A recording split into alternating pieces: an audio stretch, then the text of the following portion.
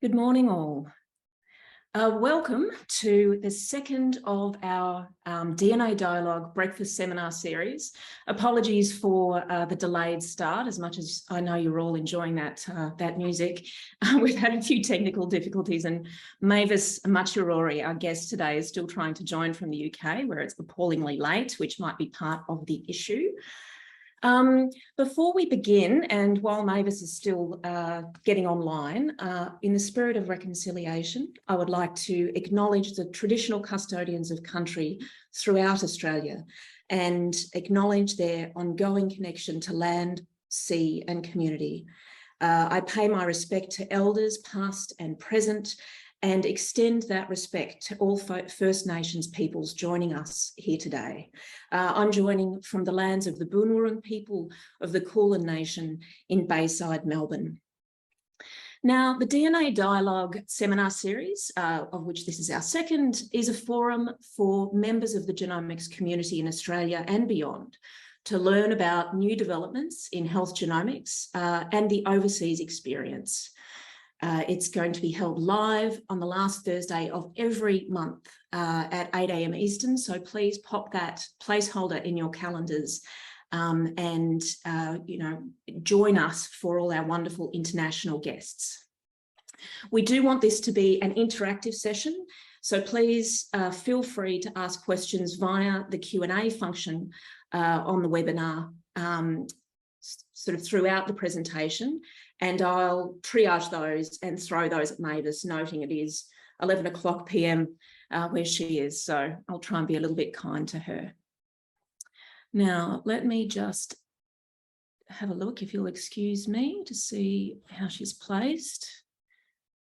She's coming. I'm getting furiously frantic WhatsApp messages in parallel. So please do excuse us. I might do the introduction. That feels a bit weird when Mavis isn't with us. But Mavis Machirori is a senior researcher at the Ada Lovelace Institute, working on interrogating data-driven technologies and their impacts on health and social inequalities.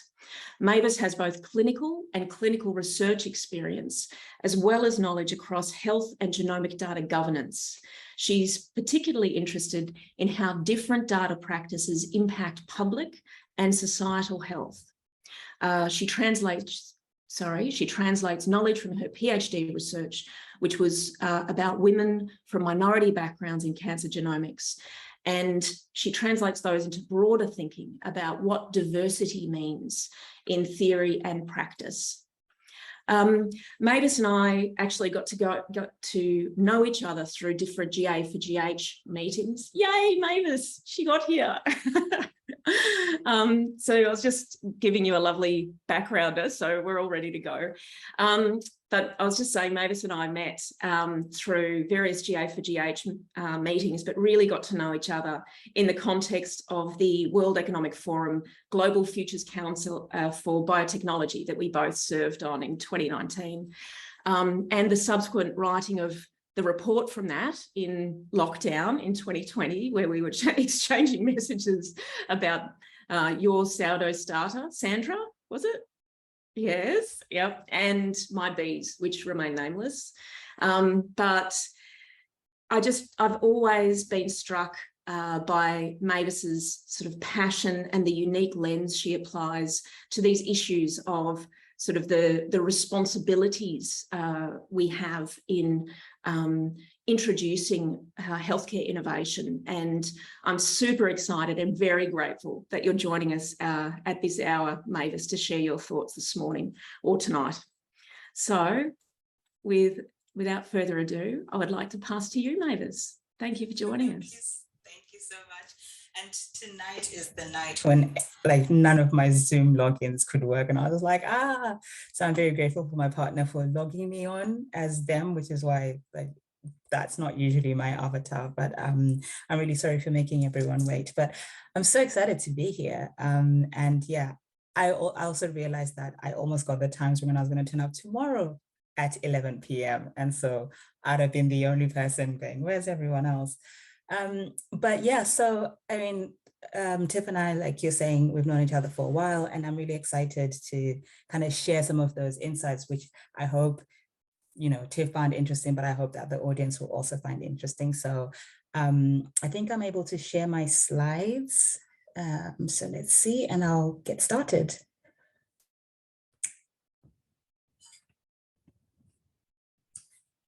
Now, well, I don't seem to have a share screen option. Oh, I've got it. Still late in the day for me, sorry guys. Okay, let's do this.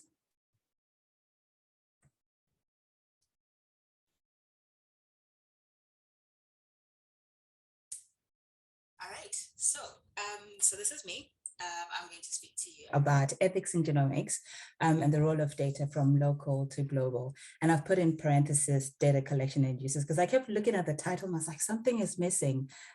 So I thought, oh, punctuation, that's the main lesson, if nothing else from today. Punctuation is important. So I'm a senior researcher at an institute called the Ada Lovelace Institute, and we're an independent organization that's funded in part by the Nuffield Trust, the Nuffield Foundation, among about 4 or 5 other organizations. And our main remit is to make sure that data and society and technologies work for people and society. And in kind of asking these questions, we do a lot of public deliberation. We use a lot of different methodologies to try and figure out what it is that we're saying and how we're saying that those kinds of technologies should work for people and what we mean by society. So I'm going to talk you through some of the work that I've done before joining Ada, and a lot of this is kind of culminating in the way that I think about my work currently, but also genomics more broadly. So what we're going to do today is go through kind of some of the issues around data collection. My current work at Ada really focuses on the issues of health data, and we're going to make links with genomics and health technologies, think about fairness, think about justice and equitable practice within those areas, and really question a little bit later towards the end of the talk about what we mean by categorizing people in particular ways, the impacts that it might have on how people experience their own identities in terms of, knowledge creation and what they can claim or can't claim. And I would like to kind of put a challenge to you all to say, as you listen to me, so I will speak a lot from the perspective of being a Black person, but I would like to challenge you and say every time you kind of hear me talk about ethnic minorities or Black people, really think about the people who are underrepresented in your own communities, people who sit at the margins of society, people maybe with rare diseases, indigenous populations. I think this work will hopefully be really easily translatable to different communities. And so the first question is really, well, why does it matter, right? So I'll take you back to a conversation I had with one of my research participants a few years ago, who said, maybe now, 10, 20 years from now, 30 years from now even, so we're talking decades, we may be able to do full genetic counseling for someone like me from an African background. Hopefully we can then request those records and they'll be there. That's the future, hopefully. So this was a participant who had breast cancer quite young. They were still in their 30s.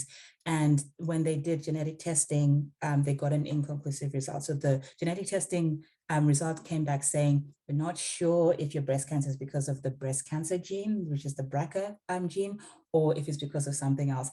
And in their mind, they're like, well, these technologies aren't really helping people like me because we don't really have the kind of knowledge that we need. And although some people might go, oh, well, what do they know? But actually, when you see the way the research has sort of been rolled out over the last few years, this actually fits with this participant's sort of understanding of the world, that actually the research world isn't yet catering for certain populations.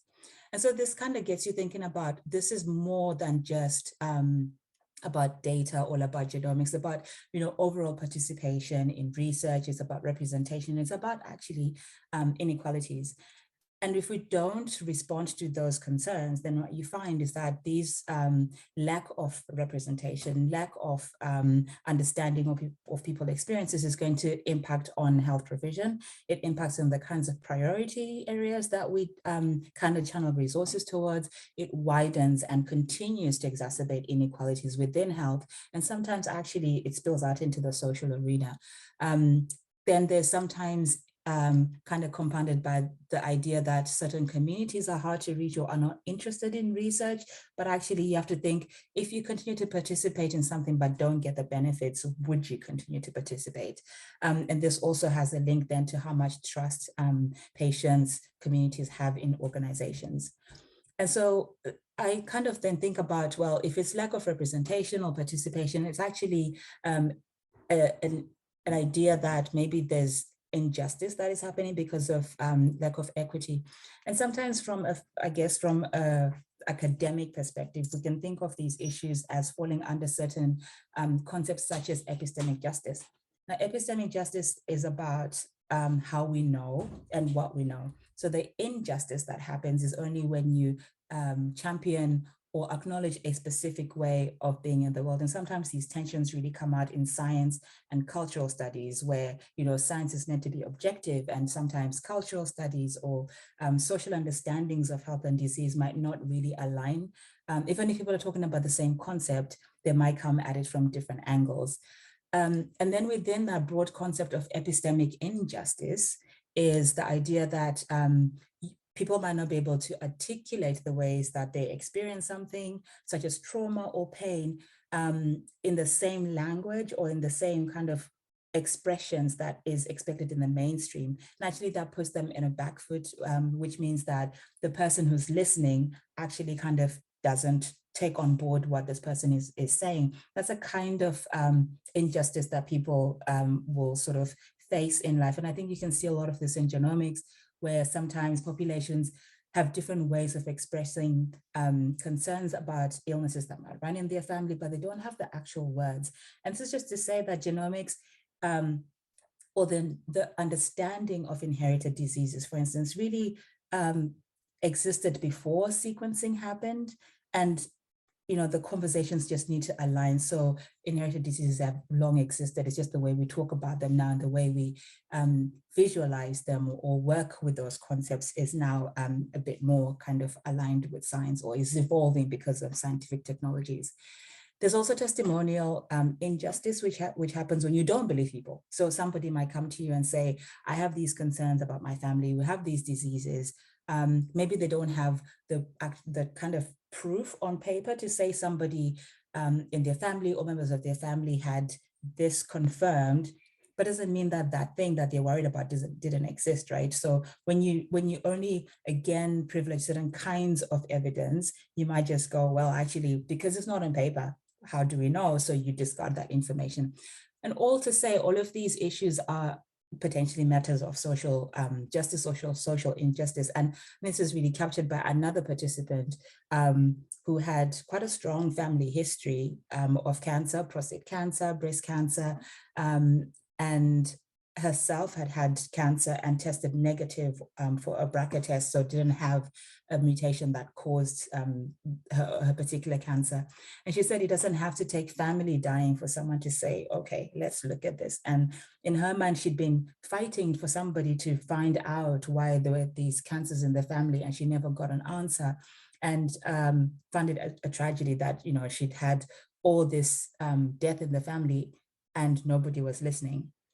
And so when we think about then how we can start to address some of these issues, I think, you know, we started talking about equity, inclusion, but it's not just inclusion of participants, right? It's inclusion of so many different perspectives, including who we work with, including our research participants, including the kinds of questions that we ask, because this has a downstream impact on the kinds of knowledge that we can produce. You probably all at some point have heard about, you know, decolonization of knowledge. And I think others are saying, actually, it's not about decolonizing knowledge. It's about acknowledging that there are different ways of knowing in the world and putting those different ways at a more equal footing so that everybody can feel that they are able to participate in these conversations. And this is really important when we think about how we interpret outcomes, how we risk assess people, and the technologies that are overlaid, especially on genomic data or health data, because we've got AI systems coming in, machine learning, and all of these are, you know, fast ways of generating knowledge about people. But if that knowledge is only to specific groups, then actually there's a whole section of society and in the world is not going to benefit. So where do these biases come from, right? First of all, there are biases in patient data. And as a clinician, I know this because I know that knowledge and information is a negotiated process.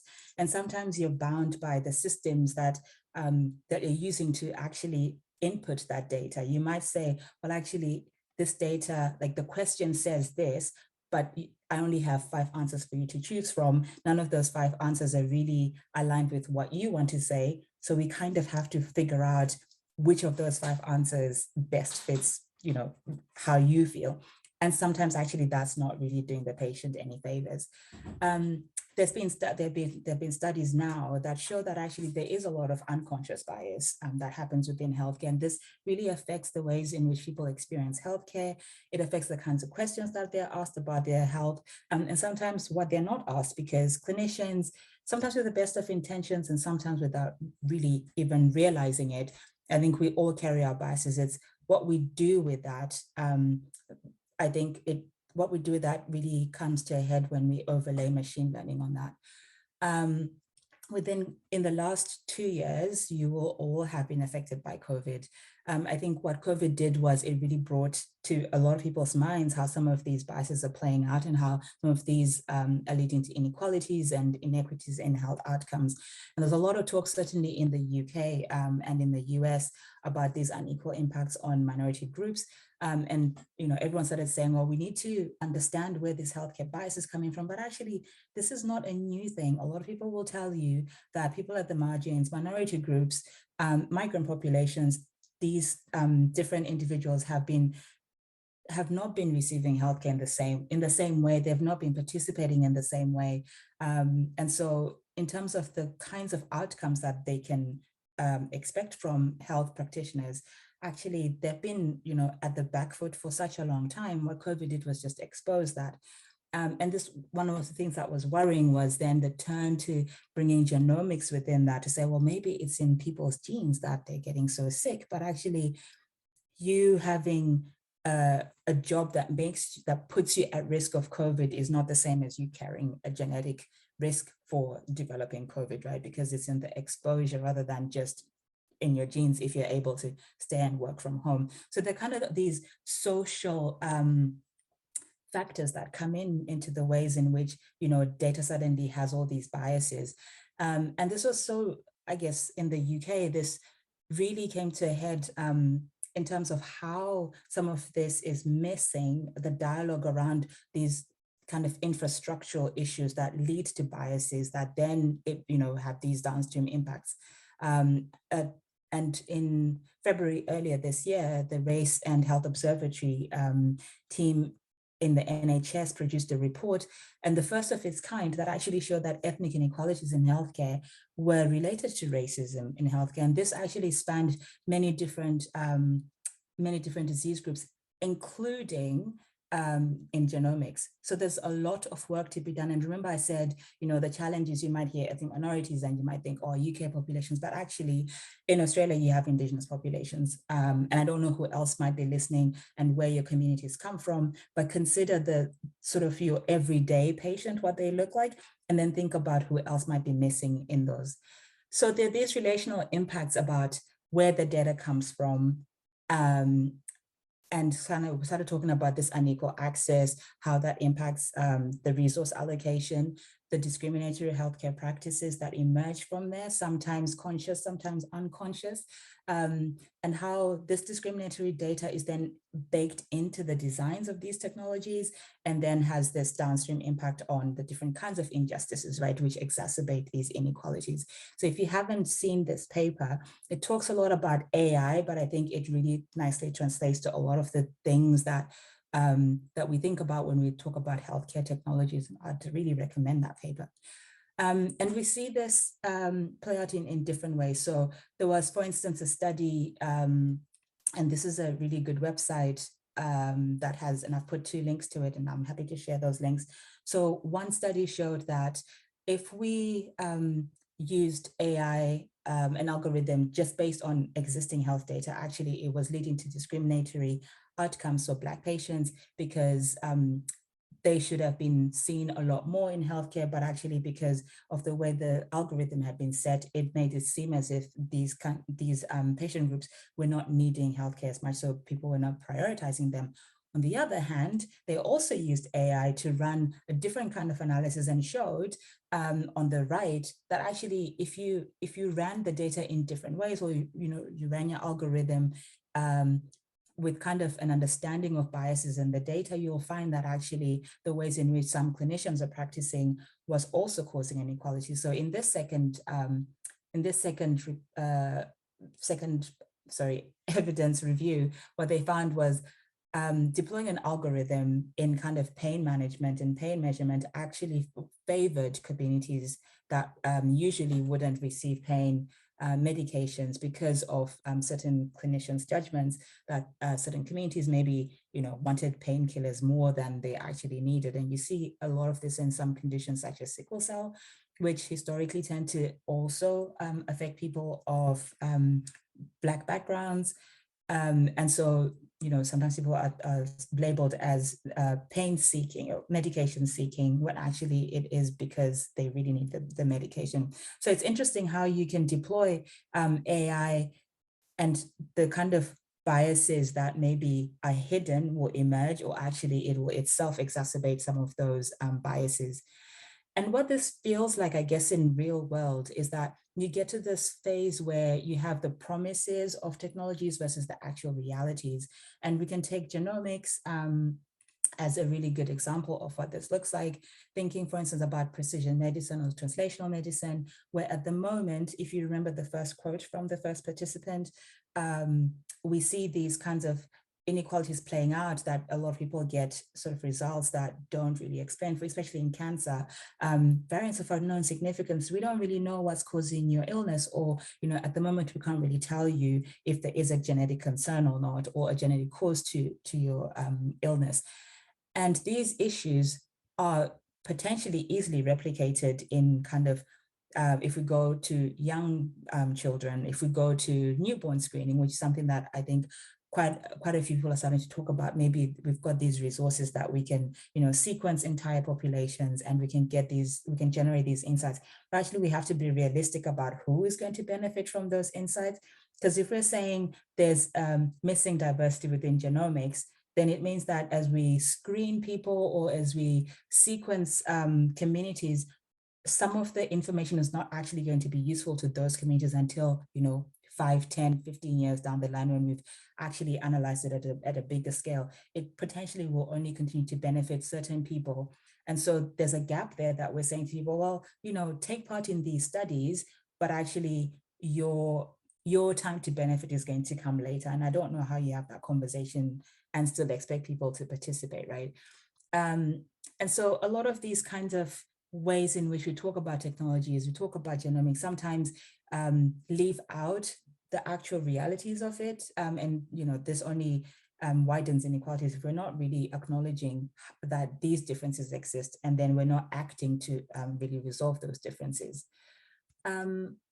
And so in kinds of local practices, global impacts, one of the things that I talked about was this idea of the missing diversity in genomics. And there's this paper by Suruga and colleagues that came out in 2019 that looked at worldwide genome-wide association studies. And they did two things. They looked at the participant backgrounds within those studies, and they looked at the kinds of research that was done in those studies. And as you can see from the chart, the blue highlights the majority, and the majority had ancestry defined as European ancestry. Now, from a sociological perspective, I will say that, even those definitions themselves are a little bit contested, but for the purpose of this section of the talk, we'll just take them as is. And yet over the last few years, it's also become increasingly noted that and acknowledged that people with African ancestry actually harbor the widest genomic diversity. So if that's the case, then you have to wonder why only 9.56%, I cannot speak, 9.56% of studies in this research, as they showed, related to African populations. Well, indeed, that only those studies were really kind of getting data from only 2%. of people of African ancestry, same as, you know, other ancestries, so like Asian ancestry, Arabic ancestry. And so over time, you've seen that there's now talk about, you know, the Arabic gene, or the Middle Eastern gene, or the African gene. And you kind of start to think, well, what is this doing for this collective knowledge that we're supposed to be bringing into genomics? But if you also remember one of the earlier slides when I was talking about what diversity looks like, or how we can bring it in, I talked about the researchers that come in and the funding, the questions that we ask. It's also about the people who are working in that space, right? So I think that was the first thing I said, is like, who are your work colleagues? A study by Abakan also in 2019 mapped out the estimated number of genetic counselors in 2017. Now, for most people who, if not everyone who works in genetics, you will realize the kind of importance of having a workforce that can understand these concepts and relate them to the ways different communities experience those diseases, right? And if you remember that, you know, Africa as a continent has the widest genomic variation, it had less than 50 for the whole continent genomic counselors. And you sort of think, okay, so are there no, you know, genetic diseases on the continent? Is no one interested in funding these? Is no one interested in understanding what those communities experience or think about genomics? What is happening? So we can't fund genomic studies without funding the workforce, because they're absolutely crucial to the kinds of research and the kinds of insights that we're going to get. And then we have kind of, you know, going back to that idea of the injustice that happens when we don't widen participation within genomic studies. It ends up having this downstream impact where the policies of the guidelines are absolutely missing people. But there's been kind of a wave of change, right? So it's not all doom and gloom. We can start to see that there's a change in thinking, but it usually takes somebody to go, oh, okay, what's happening with these particular populations? Let me go and really figure that out. So prostate cancer is one really good example where African and Caribbean men are at, I think, 2 to 3 times more likely to get prostate cancer than white populations, certainly in the UK, and I think in America as well. And by then studying those particular populations, somebody actually, a research group then found actually maybe there might be a specific gene that could be predictive of these poor outcomes. Same as breast cancer for women. So we always used to think, I think Jewish women had the highest chance of BRCA mutations, but now we're thinking, well, okay, why is it that Black women continue to, you know, come to a diagnosis a lot later? They have harder to treat cancers and they have cancer a lot earlier. And yet when you do their sequencing, you're still giving them these variants of unknown significance, or we're like, we don't really know what's happening. So maybe that suggests that what we're looking at currently on the panel doesn't really cover that, you know, the extent to sort of the, because my science fails, but kind of the panel that we're using doesn't look at all the potential areas of the gene, so to speak, to tell us that maybe there are other areas that we haven't been looking at. So these variants of unknown significance are only unknown because we haven't actually started to look at that part of the gene. And then kind of when we like I keep saying, or hopefully keep trying to say, we can't talk about genetics or genomics without thinking about, you know, what else is happening in the world. So yes, people might say, you know, communities are hard to reach. They don't want to take part in research, or they don't want to engage with clinicians. But actually what is usually happening is, for a lot of communities who've been underrepresented in a lot of these research or clinical discussions, there's an idea that they're walking in the ghosts of those that have gone before, right? So things such as the Ebola medical practice, Tuskegee trial, Henrietta Lacks, the HeLa cells, all of these really sit in the minds of a lot of people as injustices that have happened to people in their communities. And to ignore that means that we're not understanding some of the reasons that people might be mistrustful of systems. Even if you don't understand it, you still have to sort of acknowledge that that's an issue, right? And I think this is really exemplified by somebody who said, again, in the research that I conducted, they were sort of trying to come to terms with why some of the members in their family were not getting, cancer kind of going down the proper cancer pathways, even when they had concerns about cancer. And even though this particular participant had herself had a diagnosis for cancer, you're still really skeptical about whether that might be the reason, whether it was genomics or not. And one of the reasons she gave about not trusting science in general was actually, in her words, imagine Ebola has been there for ages, for more than 30 years, and nothing was done about it. And by nothing, as in, there were no vaccines, when there was nothing else.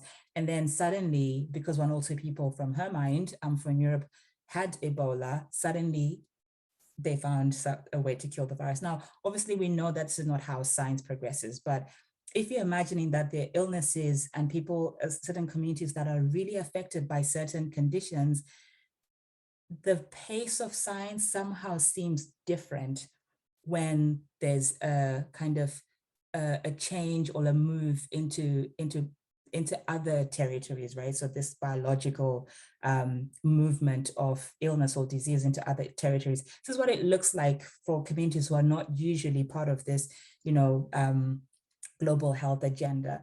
And so when you then say to people, oh, but take part in genomics because it's going to benefit you, sometimes you can see why it's really difficult for communities to sort of do that leap. Now, I'm not saying people don't, because, she still participated in research. She still, underwent genetic testing, but people can hold conflicting ideas about what's happening in the world. And it's just something to keep and kind of at the back of our minds. But like I said, it's not all doom and gloom. So you're starting to see now that sort of this idea of more targeted understanding of what's happening in people's genes is starting to happen in research. And the thing is, if we don't do that, we will have these kinds of outputs where actually we miss out a lot of kind of potential issues in newborns. And this is a study that was conducted by the University of California, where they were saying actually what happened was a lot of the children in a particular study were not really represented by the reference genome of this particular exome sequence study for metabolic disorders. And about 12% of them kept getting false negatives. And that's actually quite a large number. So kind of to start winding this talk up or down, winding it somewhere, in terms of kind of concepts and social meanings and drivers, it's not just about genomics, it's not just about social injustices. There's something wider about, when you categorize someone in a particular way, you're either giving them rights or taking away their rights to claim certain things, right? So it's about genomic sovereignty. And this is a screenshot of a research group, I think it's based at Oxford Uni, potentially with a link, I think, in Australia. And what they're trying to do is just gather information about the different ways that communities talk about genomics and the ways and the different kinds of claims that might come from being categorized in one way or the other. We see this in Indigenous populations in America, and we see this kind of talk starting to emerge. It's been happening in Mexico. So it's saying, if you say particular populations have the right to claim X as an identity, and this identity is based on genomic sequencing or genomic analysis, does that translate to a social claim, right? And if it doesn't, what are we doing? Because I think you can't have genomic claims on the one hand that are not buoyed or at least kind of aligned with social claims for justice elsewhere. And it's something that we've started to talk about with colleagues. And we wrote a paper, we wrote a commentary in Nature Genomics, just sort of asking, well, what are these categories? Said earlier, European ancestry, put the caveat that, sociologically that might mean many different things. Certainly in the context of an African genome, that suddenly a lot of people are really excited about. What exactly does that do? Who's doing this funding for this African genome concept? And actually, what does classifying someone as African mean? Is it the same Africanness that I would have in the UK, that I would have in Africa, that I have in Zimbabwe, are these, we talk a lot about kind of ethnicity and racial categories, are the same in, wherever everyone goes. And I think fundamentally it's about recognizing that some of these concepts actually, like I said, don't align with the ways communities are experiencing global health. So we need to think about, what we're doing with those. And then just kind of drawing it all together, these biases that we saw that I said earlier are conscious or unconscious, have come. So this first study in America was looking at outcomes in a certain hospital, and they found that morbidity and mortality for Black children in this hospital was a lot higher. And this actually, there was a difference between when these children are looked after by a white doctor than a Black doctor. And yet when the roles were reversed, the Black doctors didn't have the same differences in outcomes for Black babies or white babies. So there was something there that was happening. We've heard that, we've talked about the role of AI in some of these, that it can exacerbate or it can mitigate some of these biases. And then if we don't then do all of this, I spoke a little bit about, how this links to society. When we think about our Indigenous populations or populations that usually aren't represented for many different reasons, one of the things that technology is doing is enabling these big data analysis, these linking of social data with admin data and genomic data. And actually there's something there about, are we kind of in baking historical, societal, and equal approaches to health, infrastructural unfairness and injustices, and then linking that to genomics. There's an amazing book by Virginia Eubanks called Automating Inequality. It doesn't talk about genomics, but it talks about how healthcare, as linked to social data, can easily, label people in particular ways. It always gets me thinking about, well, what is that like when we overlay genomic data on it, right? Are we saying people in poverty are in there because of their genes, or are we, what are we saying? So it's just, again, something that is always interesting to think about.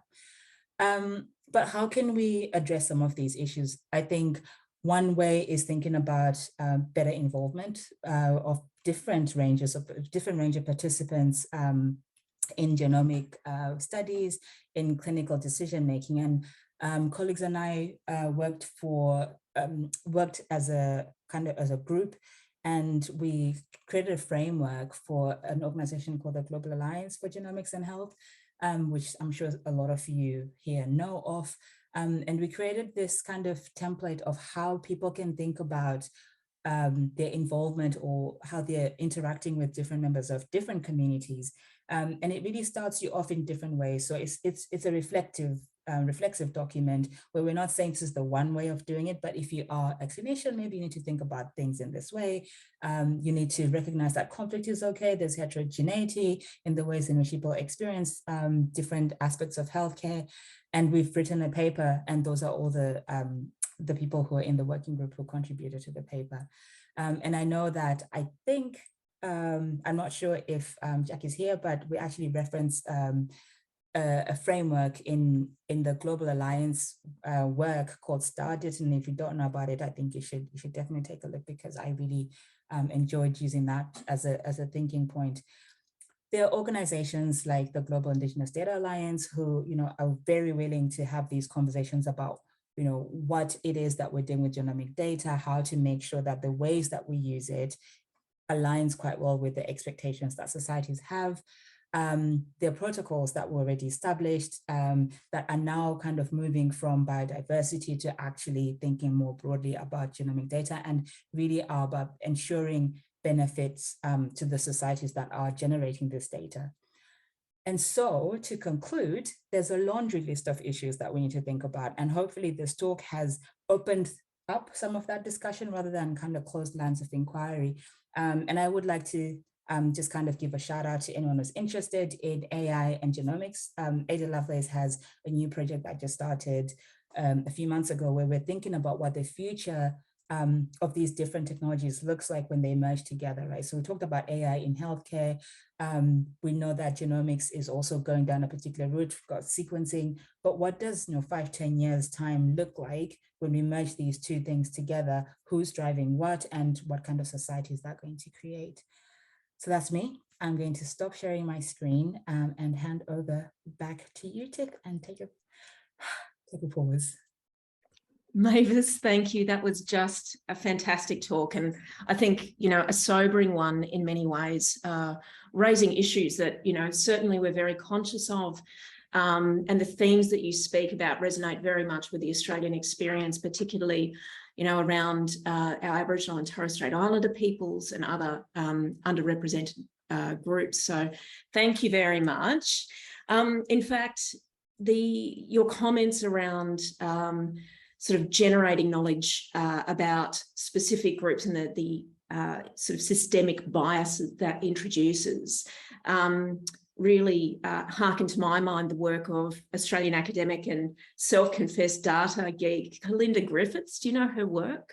She talks about the invisibility of Indigenous data in health data sets. So I'll flick you some references. I think you might be interested. Tell me about it. Yeah, tell me more. That sounds exciting. Well, yeah, fascinating. Yeah. I'll flick it through. Now, we have got questions already, and you made Jack Nunn's day by mentioning started in this forum, I'm sure. He actually asks a question, loving this presentation, thank you. Question, given there's no agreement that the concept of race has any scientific meaning other than that of people with lived experience of racism, how can we move towards better labeling of people without race, moving beyond black and white labels, which are just skin deep? It's a huge question.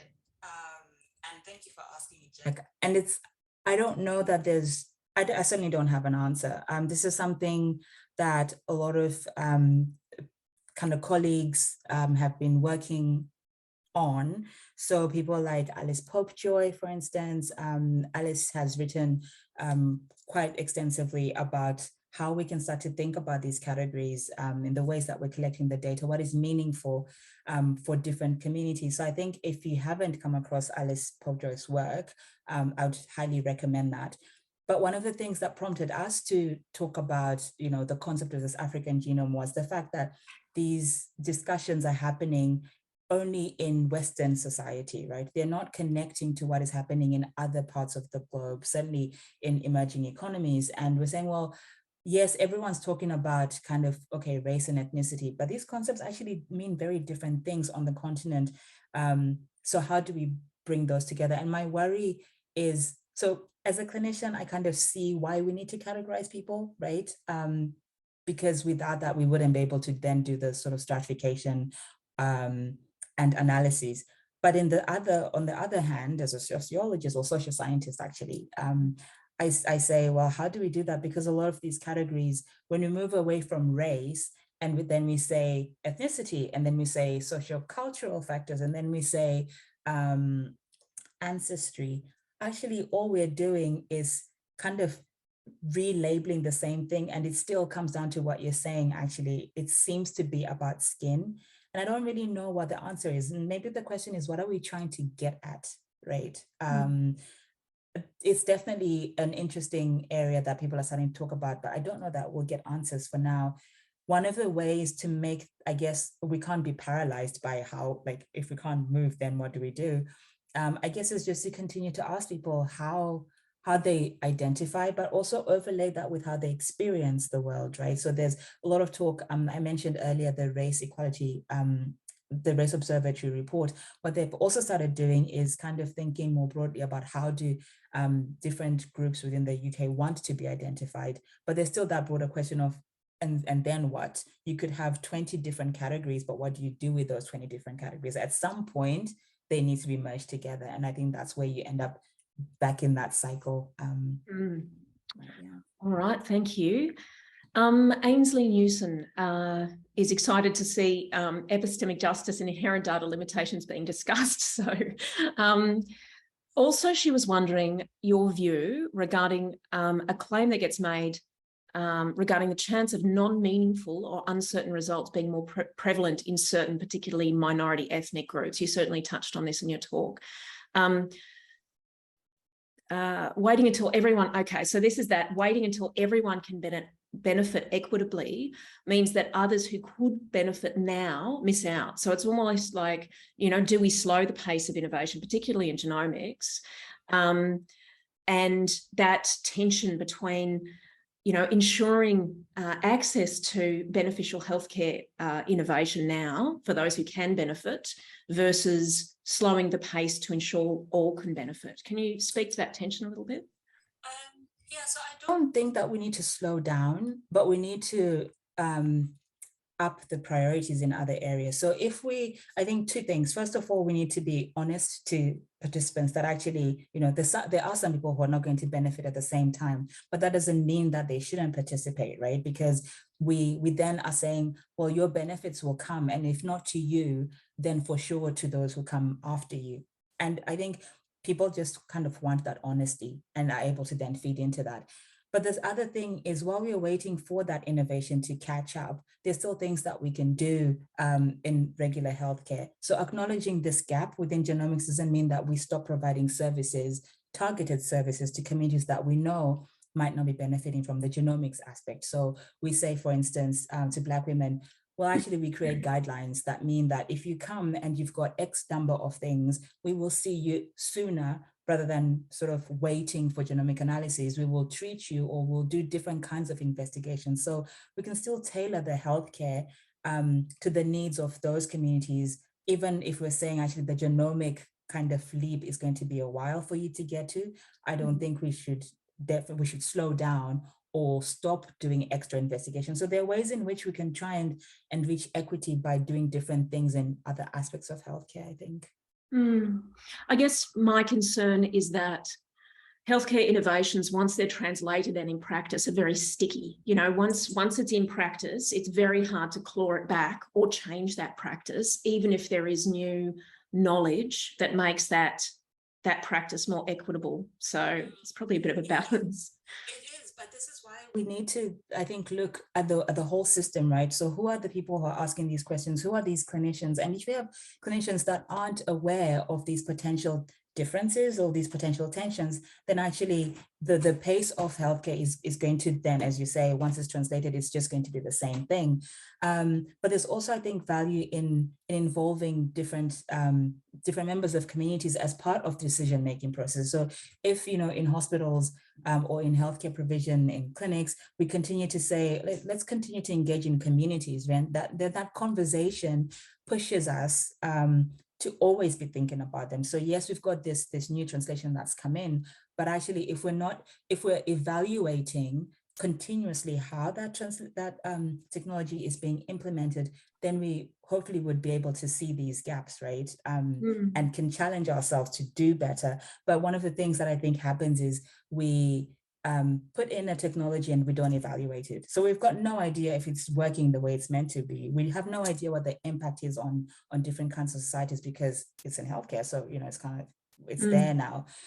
So I still think that there are ways that we can change some of that practice, whether it's just by evaluation, whether it's by regular communication with different groups that are impacted or not impacted, to see exactly where these outcomes are falling. And if we don't do that, then we're just exacerbating the existing inequalities, even with new technologies. All right, I might ask one more question from the Q&A, noting it's nearly pumpkin hour for you, nearly midnight. So Louise Lyons was interested in knowing what governance structures Ada Lovelace have developed to support leadership roles in genomics for minority groups. So she does note that perhaps you've answered that in your talk already. So we actually, the genomics work is a new program for Ada. I just happened to have interest in genomics before I joined Ada. So this is like, you know, a nice kind of marriage for me.